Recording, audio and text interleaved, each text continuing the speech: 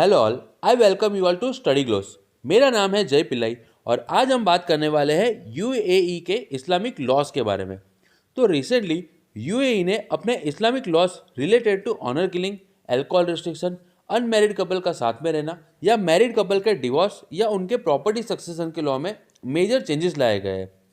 Topic discuss करने से पहले मैं आपसे इस टॉपिक के रिलेटेड एक सवाल पूछना चाहूँगा एंड आई वांट कि आप सब इस सवाल का जवाब कमेंट सेक्शन में दें। तो आपको ये बताना है कि कौन से एक्ट के तहत हिंदू लड़कियों को इक्वल राइट्स मिल रहे हैं अपने एंसेस्टर्स की प्रॉपर्टीज में। आपके ऑप्शन है A Hindu succession act 2005, B Hindu succession act 1955, C Hindu succession act 2006 या D none of the above. Please comment the right answer. तो यूनाइटेड अरब अमीरेट्स ने सैटरडे को ये अनाउंस किया कि कंट्री के जो हार्ड इस्लामिक लॉस हैं उनमें वो थोड़ा सा रिलैक्सेशन लाने वाले हैं और ये चेंजेस लाने का मेन एक कारण है एक्सपो 2020, अब मेगा वर्ल्ड इवेंट जो दुबई होस्ट करने वाला है।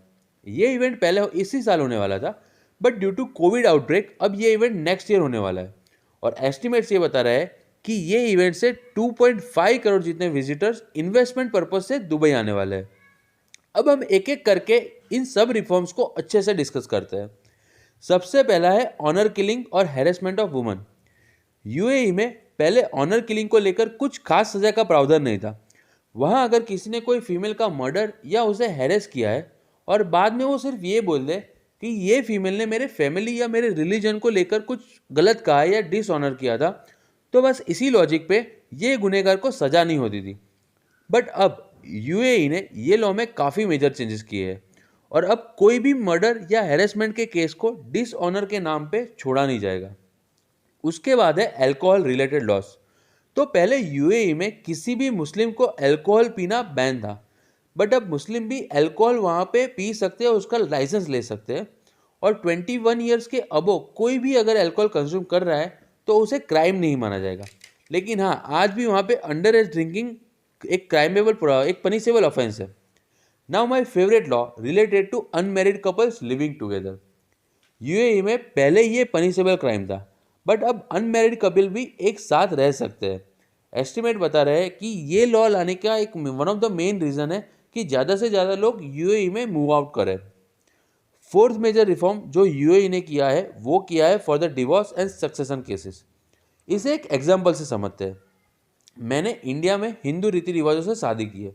अब मैं और मेरी वाइफ दुबई चले गए और 10 साल बाद कुछ रीजंस की वजह से हम दुबई में ही डिवोर्स के लिए फाइल कर रहे हैं।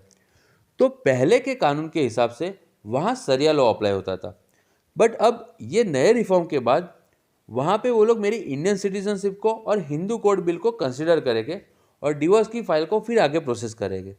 मतलब अब आपकी सिटीजनशिप कौन से देश की है और वहाँ क्या कानून अप्लाई होता है उस हिसाब से यहाँ के डिवोर्स एंड सक्सेशन को डिसीजन लिया जाएगा। उसके अलावा यूएई में अगर कोई मरते हुए आदमी को आप बचाने की कोशिश कर रहे हैं बट समहाउ वो आदमी मर जाता है तो आपके ऊपर वहाँ पे केस होता था बट अब ये लॉ में भी चेंज किया गया है so you can help anyone without fear of getting arrested. आखिरी रिफॉर्म है सुसाइड के रिलेटेड। यूएई में अगर कोई सुसाइड करता है बट समहाउ बच जाता है तो पहले के कानून के हिसाब से उसे मार दिया जाता था बट अब नए रिफॉर्म के बाद उसको एक मेंटल और हेल्थ सपोर्ट दिया जाएगा। इस सब रिफॉर्म्स के अलावा भी कोर्ट्स में ट्रांसलेटर कंपलसरी कर दिया गया है अगर किसी को अरेबिक लैंग्वेज नहीं आ रही हो उनके लिए। तो यहाँ हमने डिस्कस कर लिए है major reforms in Islamic law in UAE. तो मिलते हैं एक और नए टॉपिक के साथ, तब तक के लिए कीप लर्निंग, कीप मोटिवेटेड।